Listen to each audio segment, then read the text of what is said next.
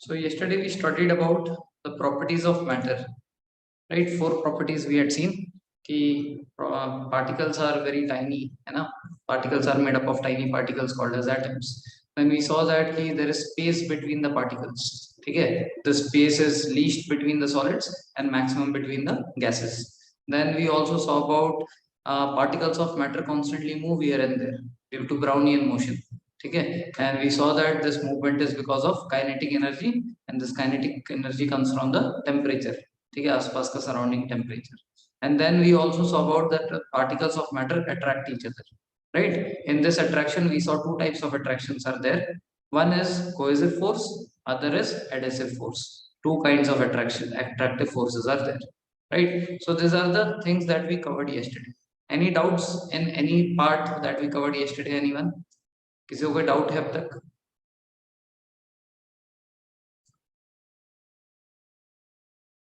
Okay, great. So today we'll be seeing properties of solid, liquid and gases. So I'm sure you must be knowing about them. Okay, but right now we are going to study this as per NDA syllabus. So सबसे basic चीज से शुरुआत करते हैं. We know that solid have definite shape and definite volume, right? So इसमें shape and volume दोनों fix होता है.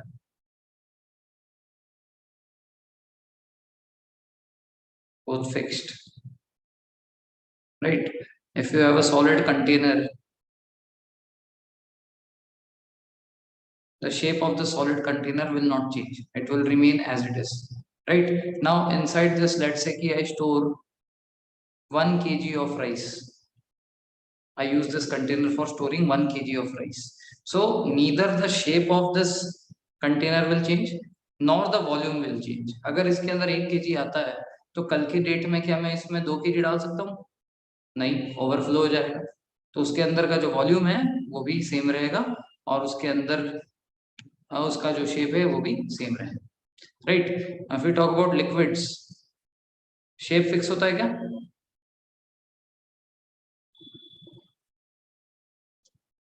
Shape is fixed for liquids? No. So shape अगर फिक्स नहीं होता तो वो कैसा शेप लेता है? लिक्विड का शेप कैसा होता है?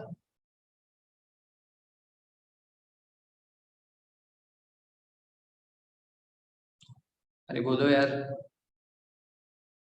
If the shape is not fixed, then they take the shape of container. Very good. Shape not fixed. Let's say if I have carried water bottle today and my water bottle looks like this, then the liquid filled inside this will take the shape of this container. Okay. So it will be formless.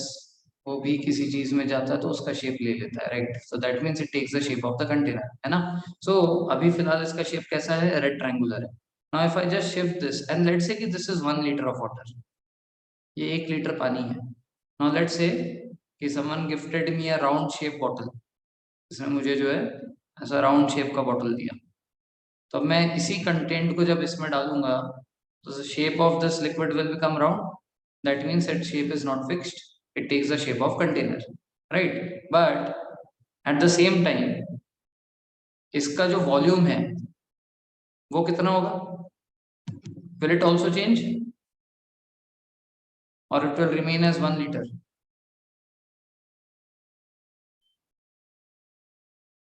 Volume change होगा या same रहेगा? इसी बात है, same रहेगा. अगर मैंने 1 litre का पानी एक बॉटल से दूसरे बॉटल में डाल दिया है, ठीक है, तो इसमें भी आकर 1 लीटर ही रहेगा ना. हाँ, अब अगर आप डालते हो गिरा दो तो अलग बात है. ठीक है, कई बार होता है ना, हम एक बॉटल से दूसरे बॉटल में डालते गिर जाता है. सो अगर नहीं गिरा है तो सेम रहेगा, बट अगर गिरा दिया तो फिर ऑब्वियसली बात है चेंज हो जाएगा. ठीक है ना? बट अगर नहीं गिरा है तो volume will remain same. So we can write that कि volume is fixed, shape is not fixed, right? Clear है चीज?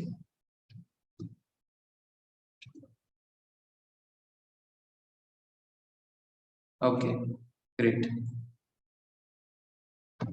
नेक्स्ट गैसेस की बात करते हैं. If we talk about gases, gases की अगर हम बात करें, सो गैसेस में जो शेप है, again this will take the shape of container, hence not fixed, right? And if I talk about volume, then this is also not fixed, right? Why volume is not fixed? Shape का तो चलो समझ में आ गया. Let's say कि I have taken a balloon and balloon को मैंने blow किया तो उसका शेप ऐसा था balloon का, तो इसके अंदर वैसे शेप का हवा गया, ठीक है ना. नाउ फॉर डिफरेंट ओकेशंस, आजकल देखा होगा हैप्पी बर्थडे के लिए जो है कुछ गोल्डन गोल्डन कलर के वो बलून जैसे स्ट्रक्चर लेकर आते हैं, है ना, नाम लिखते हैं उससे, हैप्पी बर्थडे लिखते हैं उससे. सो लेट्स से if I have made a balloon H shape, अगर एच शेप में कोई बलून है तो उसके अंदर हवा उस शेप में चली जाएगी, right. That means it takes the shape of container. ये तो समझ में आ गया. दूसरा, अब आज मैंने इस बलून के अंदर हवा भरी, ठीक है, I have blown some air into this. Let's say कि इसके अंदर जब मैंने हवा भरी तो 5,59,287 molecules of air particles इसके अंदर थे. When I have blown some air into it, 5,59,287 air molecules इसके अंदर गए.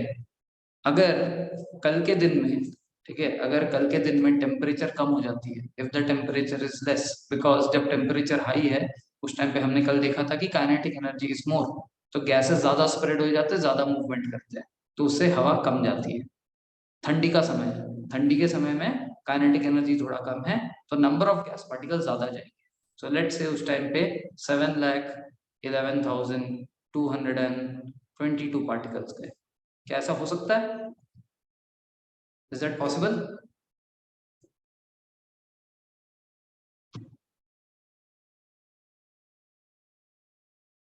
मैंने ये कहा कि मैंने इस बलून के अंदर हवा ब्लो की, तो हवा ब्लो की तो गर्मी के टाइम पे 5,59,287 मॉलिक्यूल्स ऑफ एयर मॉलिक्यूल्स उसके अंदर गए थे. बट जब ठंडी का समय है तो क्योंकि काइनेटिक एनर्जी कम है, मूवमेंट ऑफ पार्टिकल्स कम है, तो ज्यादा हवा चला गया उसके अंदर, ठीक है, क्योंकि they are now close to each other. जब वो क्लोज है तो उसके अंदर ज्यादा मॉलिक्यूल्स चले जाएंगे. That means this is possible, ठीक है. That means it is not fixed. Number of molecules जो कि इसके अंदर जाएंगी, गैस मॉलिक्यूल्स, वो कभी फिक्स नहीं हो सकती, ठीक है. तो हमेशा ये अलग अलग नंबर ऑफ मॉलिक्यूल्स अंदर रहेंगे, कभी ज्यादा, कभी कम, कभी बहुत कम, इस तरीके से, राइट. दैट मीन्स शेप और वॉल्यूम दोनों नॉट फिक्स्ड है. मैंने यहाँ पे फिक्स लिख दिया क्या? ठीक है, दोनों नॉट फिक्स्ड है. Shape is not fixed and volume is also not fixed, because at different times you will see the volume of gas inside any container will always be different, ठीक है. तो फर्स्ट चीज, मैं किसी को doubt shape और volume में, first property of solid liquid gases में किसी को कोई डाउट? Okay, great. ओके, चलिए नेक्स्ट प्रॉपर्टी देखते हैं. नेक्स्ट प्रॉपर्टी देखो, सॉलिड के जो पार्टिकल्स होते हैं very very close to each other होते हैं, इसके बीच में कोई ज्यादा जगह होती नहीं है. तो अगर मैं दोनों तरफ से इसको प्रेस करूं तो इसके पास दबने की और जगह है क्या? नहीं है. इसका मतलब ये जो दबने वाली क्वालिटी होती है, this is called as compressibility. So अगर मैं सॉलिड्स के कंप्रेसिबिलिटी की बात करूं तो क्या सॉलिड्स कंप्रेसिबल है? Are they compressible? Are they having space between them? No. So compressibility least किसमें? सॉलिड्स में. Okay, great. Now if I talk about liquids, there is a little space between them. So liquids के अंदर अगर मैं compress करने की कोशिश करूं, so as they are having some gap, can they be compressed? Yes. So little compressibility.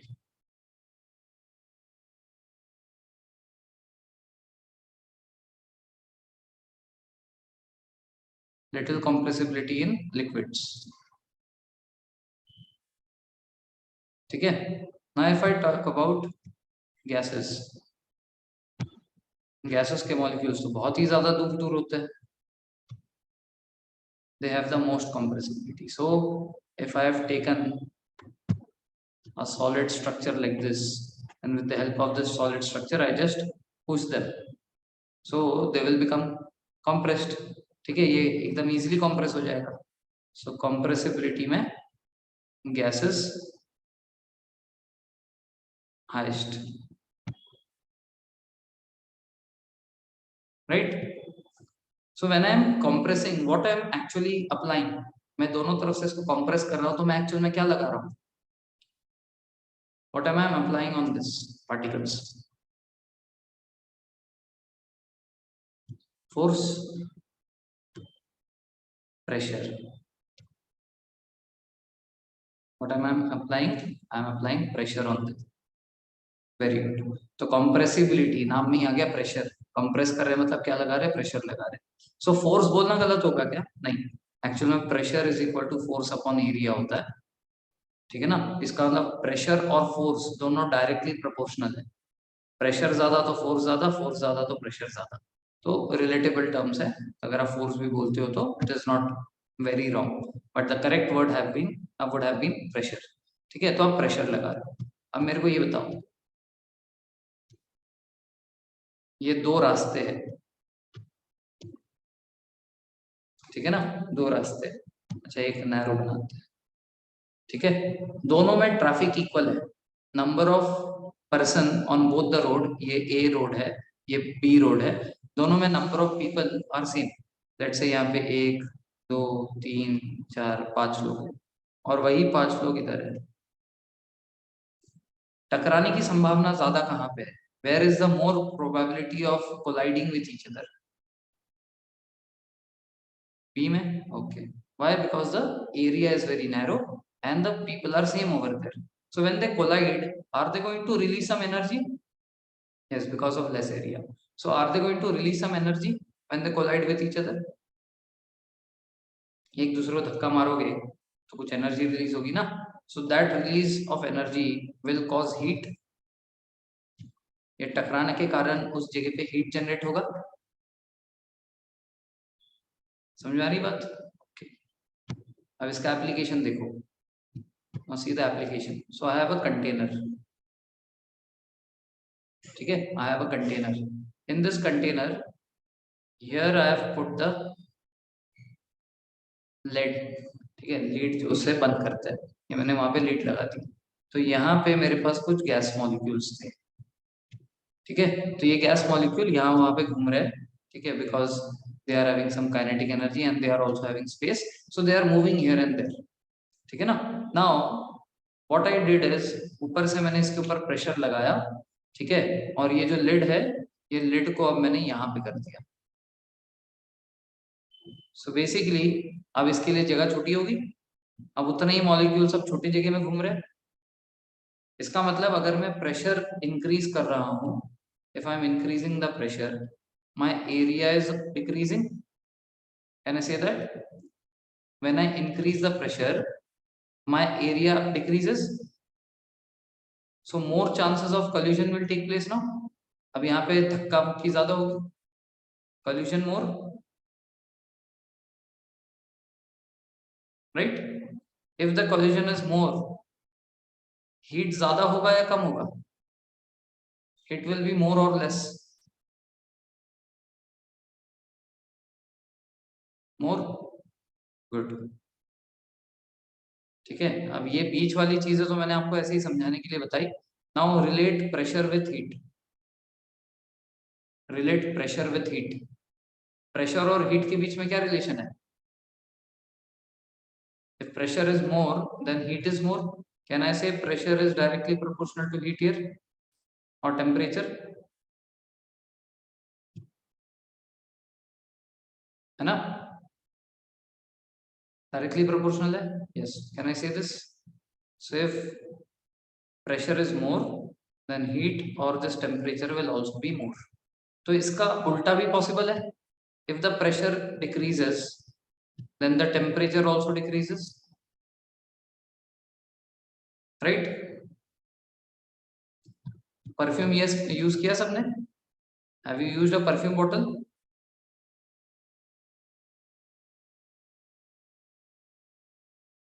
Yes. वही perfume जो आप लगाने पे मम्मी चिल्लाती रहती है, कितना परफ्यूम लगा, कितना गंदा स्मेल आ रहा है। हुआ है सबके साथ?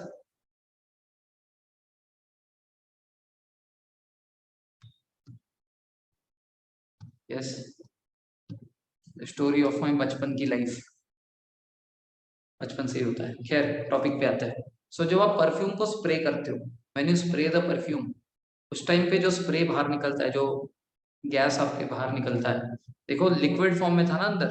लिक्विड फॉर्म में क्यों था? एक्चुअल में ये है तो गैस, बस इस गैस के ऊपर बहुत ज्यादा प्रेशर लगाया हुआ है। तो जब गैस के ऊपर प्रेशर लगाएंगे, when the gas is forcefully applied pressure on that, it becomes liquid, the particles come close, है ना, and they become liquid just like LPG, liquefied petroleum gas। ठीक है, तो है तो ये गैस, तो यहाँ पे प्रेशर ज्यादा है। तो जैसे ही आपने नोजल दबाया तो आपने क्या किया, प्रेशर डिक्रीज कर दिया। नोजल दबाते ही आपने क्या किया, प्रेशर रिलीज कर दिया और कुछ गैस बाहर आ गया। इसका मतलब जो गैस बाहर आया उसके ऊपर प्रेशर कम है।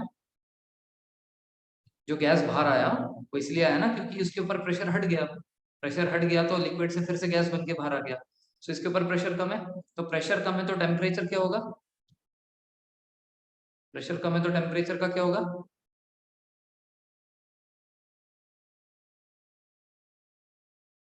टेम्परेचर का क्या होगा? लो हो जाएगा। टेम्परेचर लो हो गया, so you will feel cool.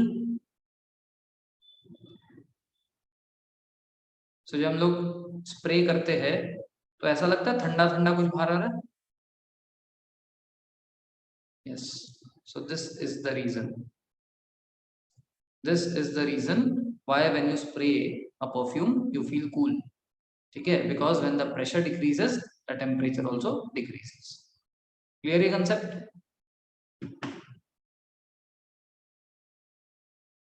Okay, very good. So now will fill this table. Table पे वापस जाते हैं।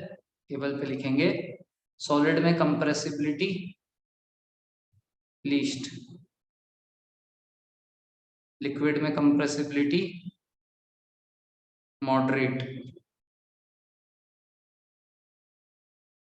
और गैसेस में compressibility highest.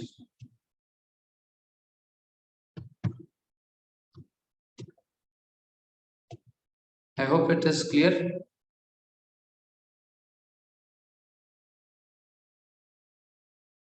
Okay, so Aditya, Avni, when someone is pressing 1 you might be thinking क्या चल रहा है। तो 1 का मतलब होता है अंडरस्टूड। ठीक है, if you have understood something you press 1। So I get to know कि आपको समझ में आ गया कंसेप्ट। ठीक है, if you press 0 at any point I will understand कि आपको समझ नहीं आया, नॉट क्लियर। ठीक है, so if you press 0 I will come to know कि आपको चीज क्लियर नहीं हुई है, तो मैं आपसे बात करूंगा। I will ask you what is the doubt, you can either type it or I will allow you to speak. ठीक है, अभी माइक बंद है तो आप लिख देना कि I want to speak, I want to clear my doubt, I will allow you to speak, I will turn on your mic. ठीक है, great. So this is how we communicate. Next, rigidity. Rigidity का मतलब क्या होता है? Rigidity का मतलब होता है कि जैसे बार्क ऑफ अ ट्री है, ट्री का जो बार्क है ये बहुत ज्यादा रिजिड है, you can not change this. Whereas water की बात करें तो water is not rigid, you can put your hand inside that. And gas, यहाँ पे हवा है, मेरा हाथ जो है इजीली मूव कर रहा है। पानी के अंदर इतना इजीली मूव नहीं करता है ना। पानी के अंदर जब मैं अपना हाथ ऊपर नीचे करता हूँ there will be movement. Can I swing my hand inside this bark of tree? क्या अपना हाथ ऐसे अंदर घुसा के ऐसे ऊपर नीचे कर सकता हूँ? नहीं कर सकता। तो that means it is very very rigid. In liquid rigidity is moderate and in solid rigidity ना के बराबर है। ठीक है, नो रिजिडिटी। राइट, सो रिजिडिटी के ऊपर अगर हम लोग कमेंट करें तो यहाँ पे लिखेंगे हाईएस्ट, सॉलिड में इट विल बी हाईएस्ट। ठीक है, लिक्विड में मॉडरेट एंड गैसेस में least.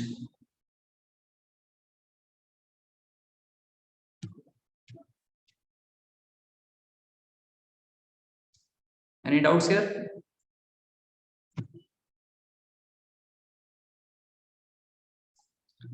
Without? Okay, great.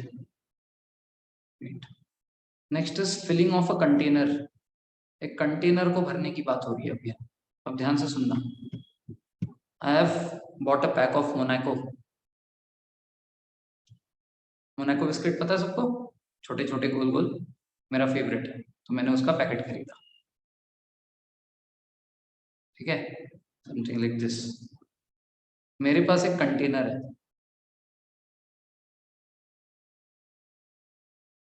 like this. Now I have opened the packet and I want to put it straight in a line.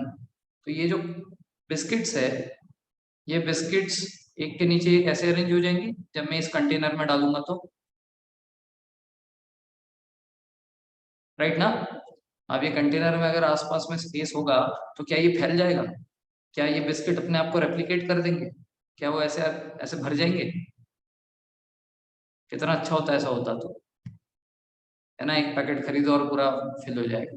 So it is not going to happen, right. Basically I can say that कि solids do not fill the container. Solid container को भरते हैं क्या? नहीं भरते। Solid do not fill the container. If I talk about liquid, मैंने 1 litre पानी लिया, ये मेरे पास एक कंटेनर है, इसमें मैंने उस लिक्विड को डाल दिया। Do liquids fill the container?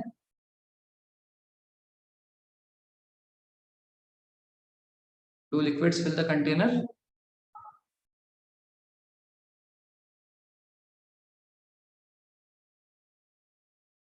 Answer is no.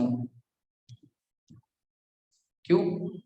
ये मान लो 5 लीटर का कंटेनर है, this can fill up to 5 litres. मेरे पास पानी 1 ही लीटर था, तो मैंने जब वो 1 लीटर का पानी डाला तो उसने कंटेनर को इतना ही भरा ना, ये ऊपर अपने आप थोड़ी भर जाएगा। समझ रहे हो? ये ऊपर तो खाली रहेगा, this is going to remain empty. So where is it filling the container? So it is not going to fill the container. ठीक है ना, ये जितना है उतने में ही रह जाएगा, बाकी ऊपर नहीं भरेगा ये। बट अगर हम गैसेस की बात करें, if I talk about gas as a container, इसके अंदर हमने गैस मॉलिक्यूल्स डाले, फूंक मारा इसके अंदर, और ऊपर से इसकी लिड को बंद कर दिया। I have closed this from top. तो गैसेस हर डायरेक्शन में प्रेशर लगाती है on the walls of the container, right. It will fill the container totally, चाहे आप कितना भी अमाउंट में गैस डालो, जितना भी गैस मॉलिक्यूल है वो हर तरफ फैल जाएगा, right. So filling of container के बारे में अगर हमें कमेंट करना हो, 4th पॉइंट, तो यहाँ पे does not fill the container.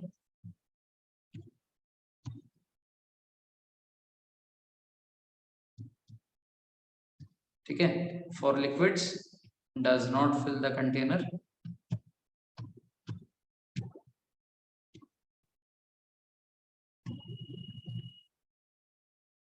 और gases fills the container completely.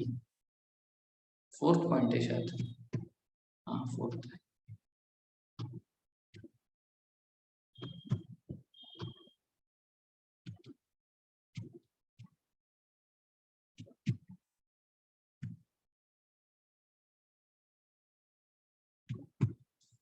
So far so good. 4 points तक किसी को कोई doubt?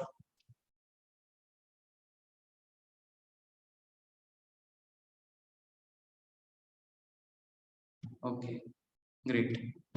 Now the 5th point, this is the most important point, ये बहुत इंपॉर्टेंट है, ध्यान से सुनना है इसको।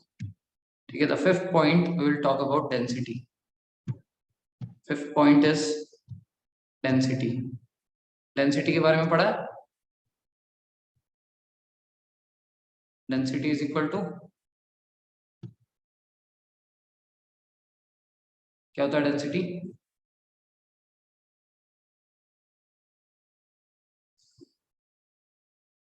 Density is mass upon volume. Very good. Density is equal to mass upon volume. ठीक है, अब इसमें density is directly proportional to mass, मतलब अगर किसी चीज का मास बढ़ेगा उसकी डेंसिटी बढ़ेगी, और density is inversely proportional to volume. और वॉल्यूम का इधर मतलब है जगह, कितना जगह ऑक्युपाई कर रहा है। ज्यादा जगह ऑक्युपाई कर रहा है मतलब volume is more then the density will be less, and if volume is less than the density will be more. ठीक है ना, तो ये चीज क्लियर होना चाहिए। डेंसिटी से रिलेटेड मास और वॉल्यूम है, ठीक है ना। तो मास से डेंसिटी डायरेक्टली प्रोपोर्शनल है और डेंसिटी वॉल्यूम से इनवर्सली प्रोपोर्शनल है। ठीक है, कोई भी फॉर्मूला में, जैसे मैं आपको एक छोटा सा एग्जांपल देता हूँ, speed is equal to distance upon time, everyone knows this, everyone knows about it, okay. So let's say two people are here, ये ए है, ये बी है, ठीक है ना। दोनों 5 किलोमीटर का ट्रैक दौड़ रहे हैं, both are running for 5 kilometres. A is completing the race in 15 minutes, whereas B is completing the race in 25 minutes. Who is faster? A is faster because A is completing the race in 15 minutes. That means if time is less, then the speed is more. तो जब भी आपको कोई भी formula दिखाई दे जिसमें ऐसे denominator में कोई सब्सटेंस है, ठीक है, और ऊपर एक सब्सटेंस रहे, ये जनरली इनवर्सली प्रोपोर्शनल होते हैं, they are always inversely proportional. तो यहाँ पे वही है, density is equal to mass upon volume, तो ये दोनों क्या है कि ये inversely proportional to each other है। I hope so far so good. किसी को doubt?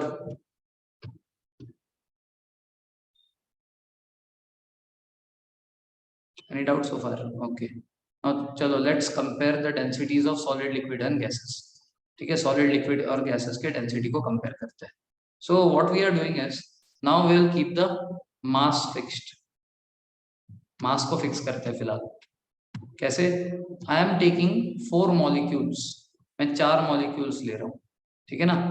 Each molecule weighs 20 grams each, 20 grams है,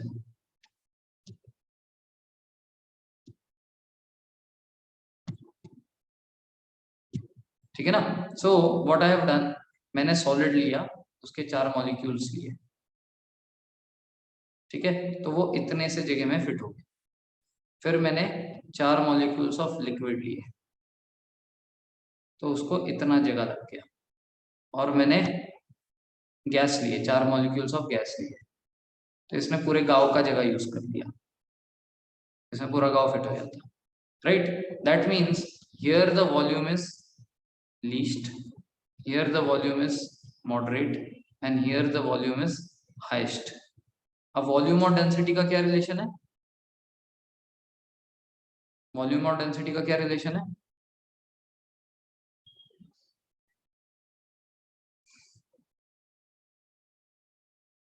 बताओ।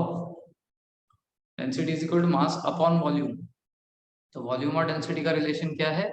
इनवर्सली है। तो इनवर्सली इसका मतलब यहाँ पे volume is least for solids, that means यहाँ पे डेंसिटी विल बी हाईएस्ट, यहाँ पे डेंसिटी विल बी क्या बोलते हैं, मॉडरेट, और यहाँ पे डेंसिटी विल बी लीस्ट। क्या ये सही है? Density for solids will be maximum, density for liquids will be moderate, and density for liquids will be lowest. Can I say this? Yes, fine. चलो अभी हमने क्या किया था, मास को फिक्स किया था, अब ना वॉल्यूम को फिक्स करके देखते हैं, वॉल्यूम फिक्स करके मास चेक करते हैं। So I am giving this much of space for everyone, solid, liquid, gas, तीनों को इतना ही स्पेस मिला, ठीक है ना। तो सॉलिड के इतने के अंदर लेट से 5-6 बॉल्स आ गए, and each balls of 20 grams, तो 6 टू 120 ग्राम्स हो गया ये तो। लिक्विड के इसके अंदर लेट से 4 बॉल्स फिट हुए, इसका मतलब 80 ग्राम्स, ठीक है। और गैसेस के तो एक और ज्यादा से ज्यादा ये 1/4, ठीक है। सो लेट से 25 ग्राम्स ही हुए, ठीक है। तो density is equal to mass upon volume, and density is directly proportional to mass. तो इसका मतलब यहाँ पे जिसका मास ज्यादा उसकी डेंसिटी ज्यादा। सो सबसे ज्यादा मास किसका दिख रहा है फिलहाल in the limited space? Who is having more mass? Solid. And who is having least? सबसे कम किसका है? Gas. So can I conclude कि fifth point, highest density solids, moderate density liquid, and least density gases. Can I say like this?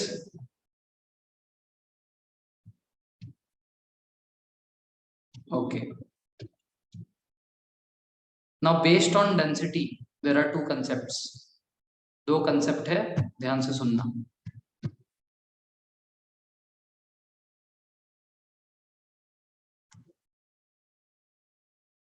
Density के साथ आता है flotation principle. ठीक है. If density is more then the object is going to sink in water. If density is less then the object is going to float in water.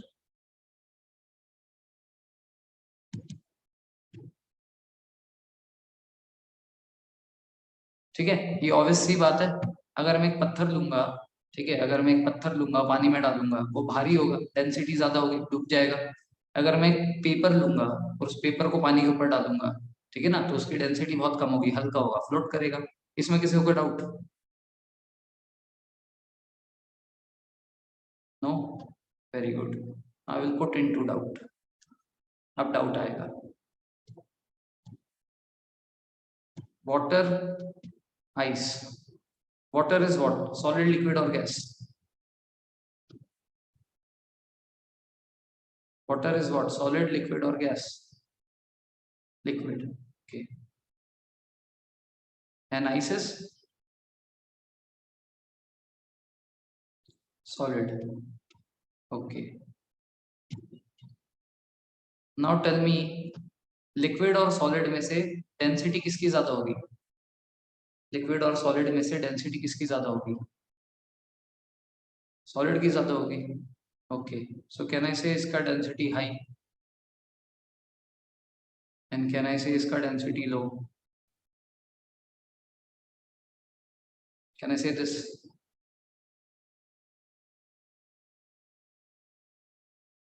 No. Why? अभी तो पढ़ा था कि सॉलिड में density ज्यादा होता है, लिक्विड में डेंसिटी कम होता है. Same density of ice and water. Oh, so a new concept came up. Density of ice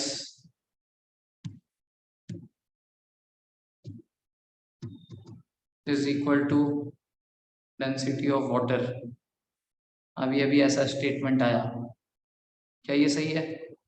Is this statement correct?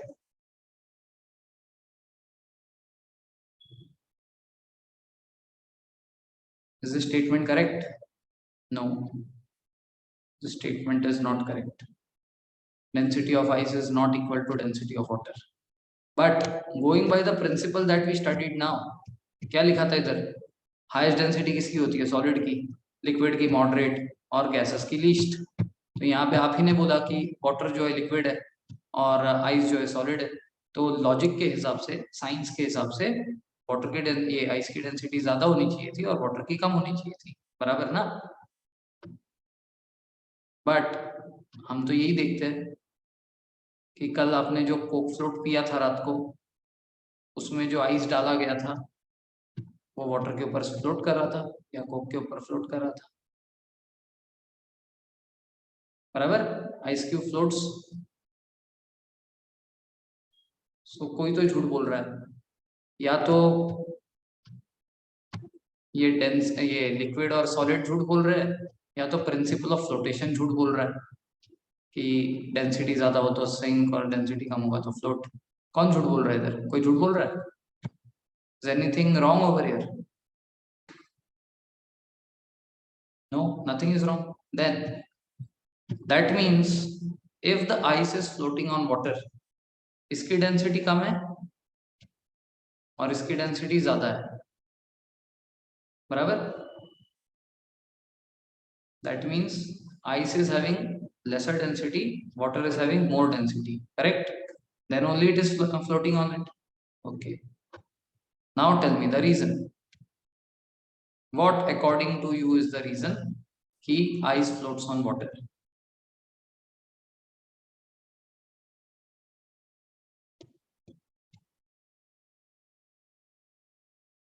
चलिए बताइए।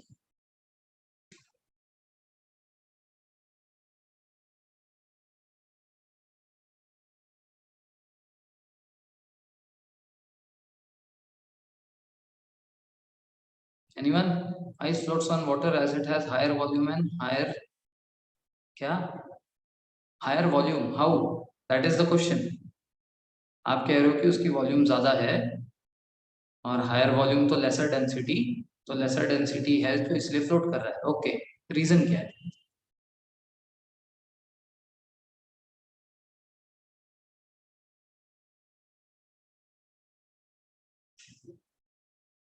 What is the reason? Anyone? Okay, understand this. Water molecules are compressed because of temperature. Yes, that is true. अभी मैं वही बोल रहा था। अब देखो ये मेरे पास लिक्विड है, ठीक है। जब मैं टेम्परेचर लो करूंगा तब वो आइस बनेगा। इसका मतलब this molecules are going to come together, they are going to come close,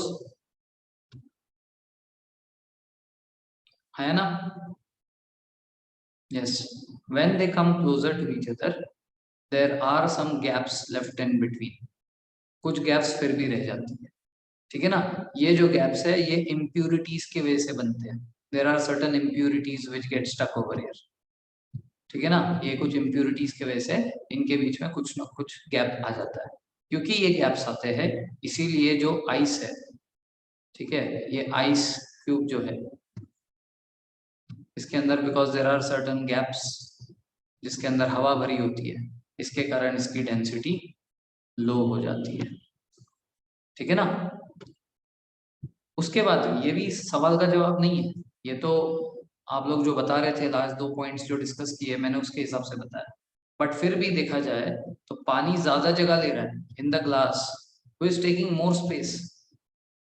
water is taking more space and your ice is only taking this much of space, बराबर ना? एक एक ice cube are taking less space than that of your water molecules.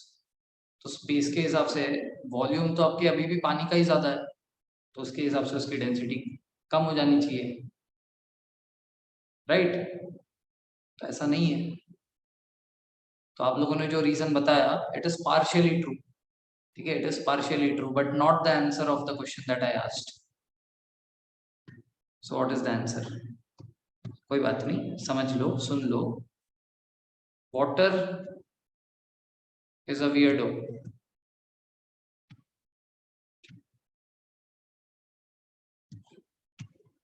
ठीक है, कोई इंसान अजीब होता है तो उसको वियर्ड बोलते हैं ना। So water is a weirdo. Why? Because water has anomalous property, anomalous property of water, anomalous property of water. What does it mean? Anomalous word का मतलब होता है अजीब सा। इसकी एक अजीब प्रॉपर्टी है। इसकी प्रॉपर्टी ऐसी है कि when water is 4 degree Celsius तब इसकी डेंसिटी हाईएस्ट होती है। When water is 4 degree Celsius तब इसकी डेंसिटी हाईएस्ट होती है। 4 डिग्री सेल्सियस पे जो वाटर है वो कौन से फॉर्म में होगा? गैस फॉर्म में होगा, लिक्विड फॉर्म में होगा या सॉलिड फॉर्म में होगा? In what form will it be? It will be in the form of solid, liquid or gas? It will be in the form of liquid. Very good, very good. अरे 4 degree पे 4, -4 नहीं 4, ठीक है, liquid होगा ना। At 0 degree Celsius what kind of state it will be? 0 पे solid होगा। Okay, very good. अब अगर 4 पे इसकी डेंसिटी हाईएस्ट होती है, इसकी डेंसिटी 4 पे अगर हाईएस्ट होती है तो अब इसी बात है 0 पे हाईएस्ट से तो कम ही होगा ना। Anything less than the highest it will B, ठीक है ना? इसका मतलब यहाँ पे कंपैरेटिवली डेंसिटी कम होती है।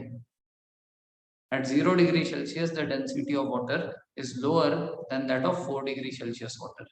4 डिग्री पे वाटर की डेंसिटी हाईएस्ट होती है, 0 डिग्री पे डेंसिटी कम हो जाती है। डेंसिटी कम होने का कारण कि जब ये सॉलिड बन रहा था उसके बीच में कुछ एयर गैप्स आ गए, इसलिए उसकी डेंसिटी कम हो गई। 4 डिग्री सेल्सियस पे उसकी डेंसिटी हाईएस्ट होती है, 0 डिग्री सेल्सियस पे उसकी डेंसिटी कम होती है। So principle of flotation is not breached, principle of flotation valid है। डेंसिटी 4 की ज्यादा थी इसलिए वो नीचे है, 0 पे सॉलिड आइस की डेंसिटी कम थी इसलिए वो फ्लोट कर रहा है। अब इसका एप्लीकेशन क्या है रियल लाइफ में? ये बहुत ही अनोखी चीज है, भगवान ने बहुत अमेजिंग दुनिया बनाई है हमारी।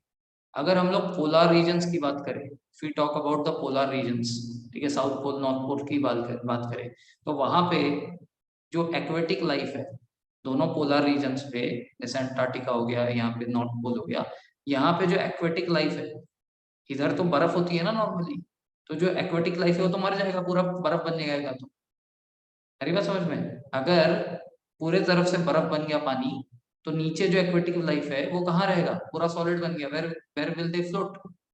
सो जिंदा है ना आज के डेट में? ऐसा तो नहीं है ना कि एक्वेटिक जो लाइफ है वो पोलर रीजन से मर गई है। So what is the reason कि ये लोग जिंदा रह पाते हैं? The temperature below 4 degree in water. नहीं, देखो ऐसा है कि let's say this is water, ये पानी है,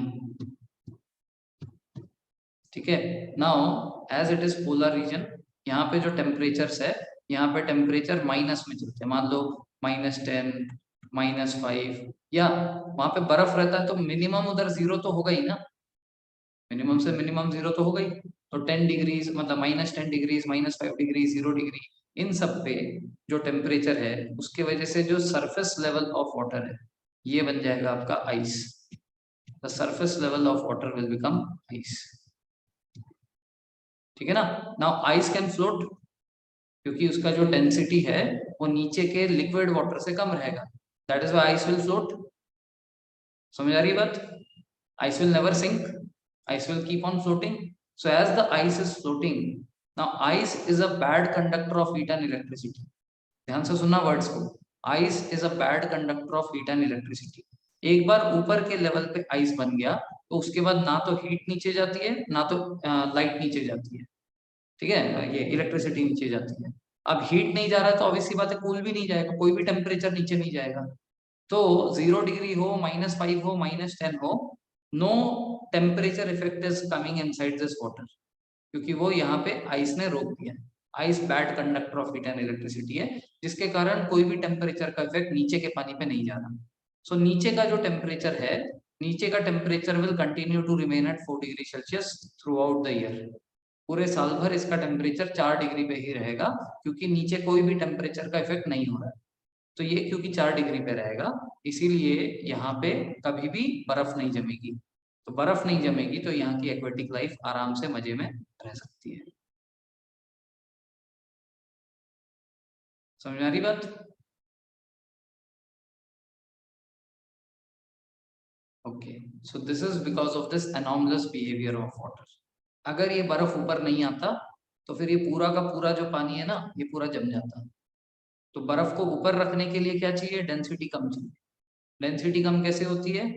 डेंसिटी इसलिए कम होती है क्योंकि 0 डिग्रीज पे density of water is less as compare to 4 degrees of water. That is the reason why water is floating in aquatic, वो क्या बोलते हैं, पोलर रीजन्स, ठीक है। As the ice is floating, it is bad conductor of heat and electricity, does not allow the temperature effect to go down the water. So water will remain at 4 degrees Celsius, which is in liquid state, and the aquatic life will continue to survive there. So this is how our nature is amazingly made. Clear ये चीज? किसी को कोई doubt इसमें?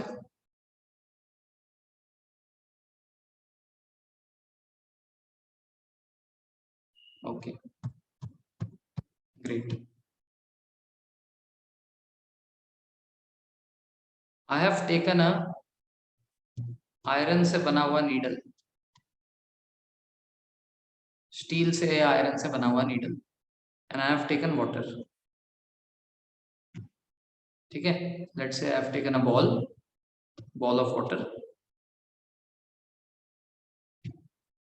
ठीक है। और इसमें जो पानी है, इस पानी के अंदर मैंने इस नीडल को डाल दिया, पतला सा नीडल है, इस नीडल को डाल दिया। क्या होगा इस नीडल के साथ?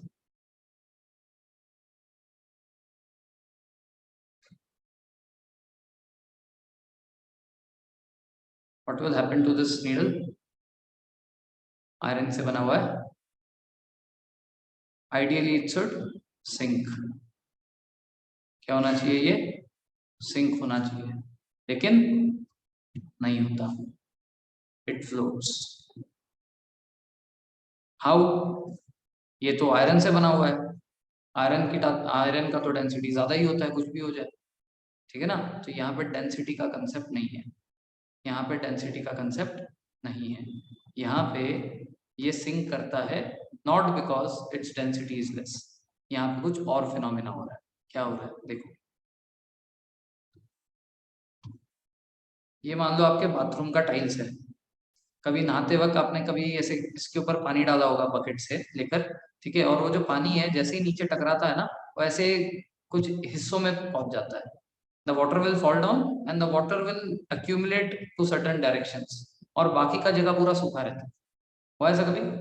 You take a bucket, you take a mug of water, put it on the surface of your tiles. When you put it, the water gets accumulated in certain areas and the rest of the area is dry. हुआ ऐसा?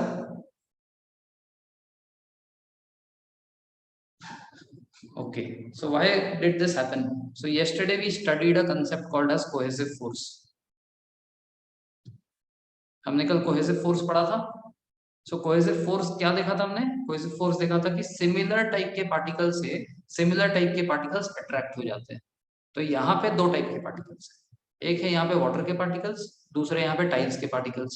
सो what do you think, water particle should stick to tile particles or should a water particle stick to only water particle? कौन सा होना चाहिए? कौन किससे चिपकना चाहिए? Water tile से चिपकना चाहिए या वाटर वाटर से चिपकना चाहिए?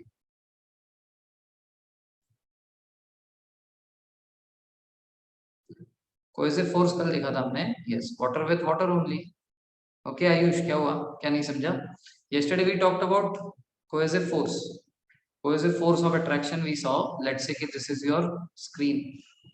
So the screen is made up of many particles, right? So it has a lot of particles like this. ठीक है, लेट्स से आपका जो भी है लैपटॉप का स्क्रीन या मोबाइल का स्क्रीन या टैबलेट का स्क्रीन जो भी यूज कर रहे हो, क्या उसके ऊपर आपको ऐसे पार्टिकल्स अलग अलग दिखाई दे रहे हैं? Are you able to see like this? Ayush, no. इसका मतलब ये है कि पार्टिकल्स तो बहुत सारे हैं, but they are so strongly attached to each other कि आपको इनके बीच में कोई डिफरेंस दिखता ही नहीं है। ठीक है, ये ऐसे इतने स्ट्रांगली अटैच्ड है कि ये एक हो जाते हैं। लेकिन अगर मैं इसके ऊपर एक पेपर चिपकाऊं, चिपकाऊं मतलब कुछ ग्लू व्लू नहीं लगा, I have just taken a paper and stuck it to the screen, क्या चिपक जाएगा वो? Will it stick to it? No, है ना? क्यों? क्योंकि सिमिलर टाइप के पार्टिकल्स के बीच में कोहेसिव फोर्स होता है जो कि स्ट्रांग होता है।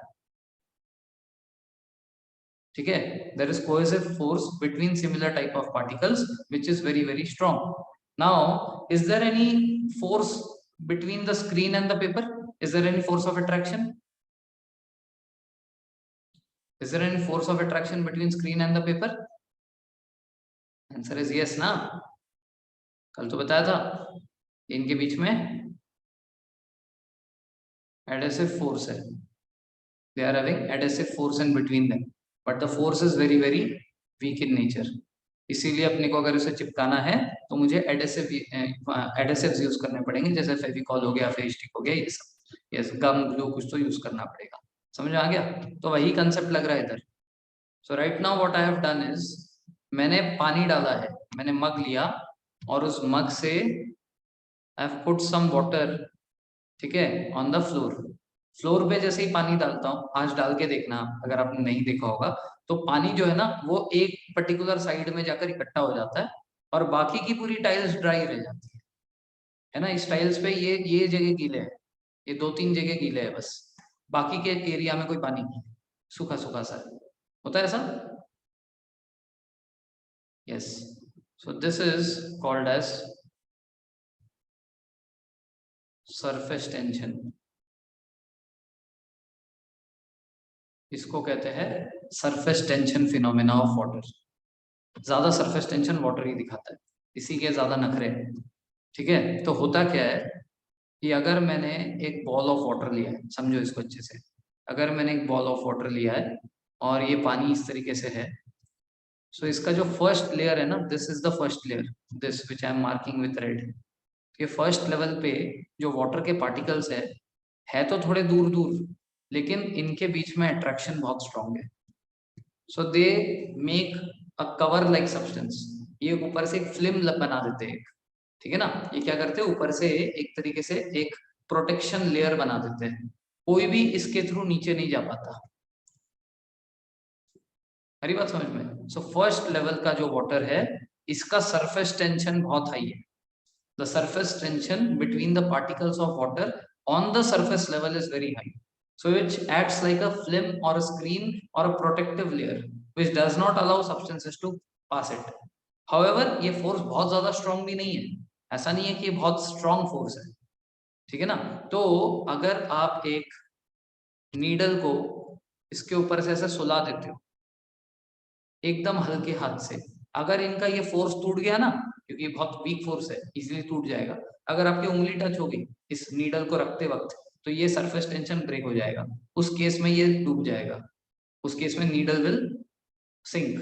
बट अगर आप एकदम जेंटली उसको प्लेस कर सकते हो वाटर के ऊपर, if you can hold it and gently press without your fingers touching the water, then probably your क्या बोलते हैं, नीडल विल फ्लोट। और ये ऐसा फ्लोट करेगा, इसको थोड़ा भी वाटर नहीं लगेगा। नॉर्मली क्या होता है, मान लो कि एक शिप है, एक शिप जो पानी में चलता है, तो ये पानी है, तो शिप का कुछ हिस्सा जो है पानी में डूबा हुआ होता है, a little part of the ship is under the water, है ना। यहाँ पे ऐसा भी नहीं है, यहाँ पे है कि इस नीडल का पूरा हिस्सा ही ऊपर है। So this is what surface tension is doing to your needle, is not allowing it to go down. थोड़ा सा भी गीला नहीं हो रहा है वो पानी ने अपने, मतलब उन्होंने एक तरीके से ऐसे मान सकते हो कि एक दूसरे के हाथ जोड़कर उन्होंने जो है इस तरीके से एक प्रोटेक्टिव लेयर बना रखा है, चेन बना रखा है, तो कुछ भी इसके नीचे नहीं जा पा रहा। समझ आई बात। So this is due to surface tension.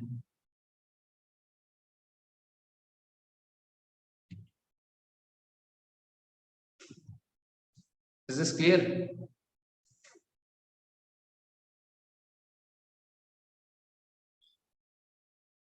बताओ। Okay, now what happens if you want to clean a cloth.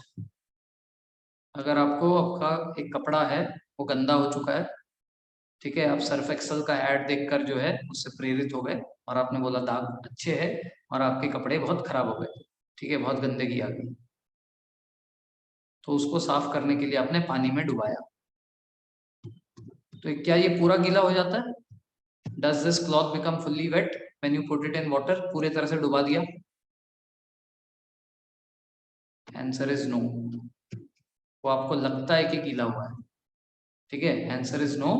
It feels like it is totally wet, ठीक है ना, बट उसके अंदर भी कुछ एरियाज खाली रह जाएंगे। वाई?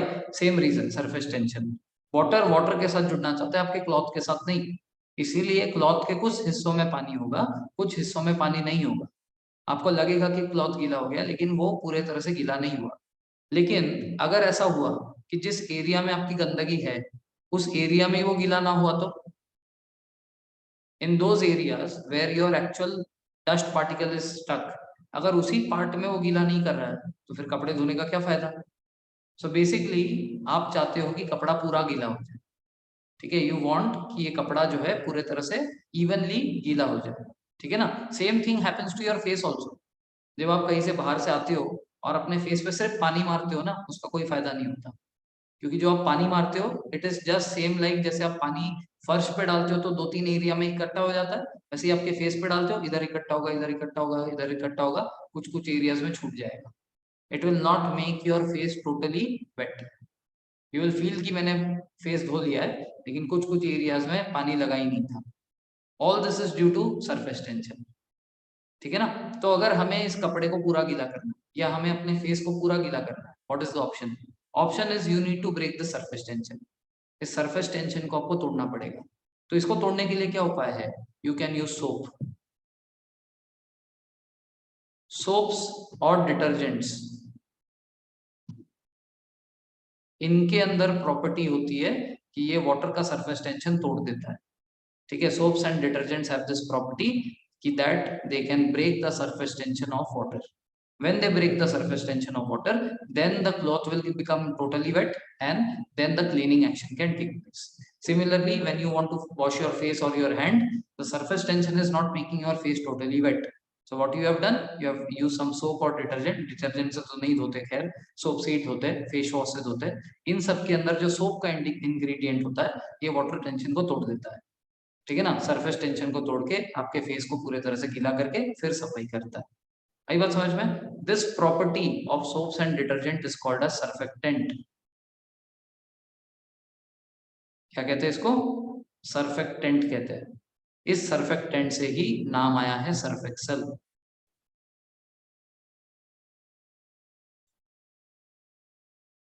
ठीक है ना। सर्फ एक्सेल नाम कहां से आया? इस सर्फेक्टेंट से आया. समझ में आई बात? Okay, so we were studying about density, और डेंसिटी से हम फ्लोटेशन पे गए. फ्लोटेशन से हमने दो कंसेप्ट सीखे. एक, अनॉमलेस बिहेवियर ऑफ वाटर, कि 4 डिग्री सेल्सियस पे उसकी डेंसिटी हाईएस्ट होती है, 0 डिग्री सेल्सियस पे उसकी डेंसिटी कम होती है. इसके कारण जो है वाटर के ऊपर फ्लोट कर सकता है आइस. ये हो गया एक प्रिंसिपल. दूसरा प्रिंसिपल मैंने बताया कि एक नीडल जो कि भारी होता है, जिसकी डेंसिटी ज्यादा होती है, नॉर्मली पानी में डालेंगे तो फ्लोट करना, ये सिंक करना चाहिए, बट हमने देखा कि ये फ्लोट करेगा. क्यों फ्लोट करेगा? Reason is surface tension. Due to surface tension it forms a film covering, ठीक है, और protective layer, because of which nothing can go down. तो अगर लेट से कि आपके पानी में आपका ये जो नीडल है ये फ्लोट कर रहा है, this is floating, let's say you are doing this experiment and your needle is floating. So अगर आपको इसको अचानक डुबाना है ना, इसके अंदर एक चुटकी सोप डाल दो, just put a little bit of soap, you will see ये तुरंत नीचे गिर जाएगा. क्यों? क्योंकि soap will break the surface tension. Surface tension टूटते ही ये जो है ये नीचे सिंक करेगा. क्लियर?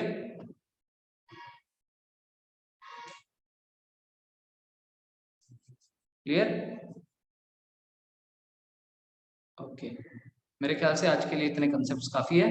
बाकी कंसेप्ट्स हम लोग कल देखेंगे, ठीक है ना. अ little bit of this chapter is left, but tomorrow will be a very important lecture. Tomorrow will be seeing latent heat, temperature convergence and evaporation and boiling. ठीक है. वैसे मेरे को बताओ बॉइलिंग पॉइंट कितना होता है? What is the boiling point of water?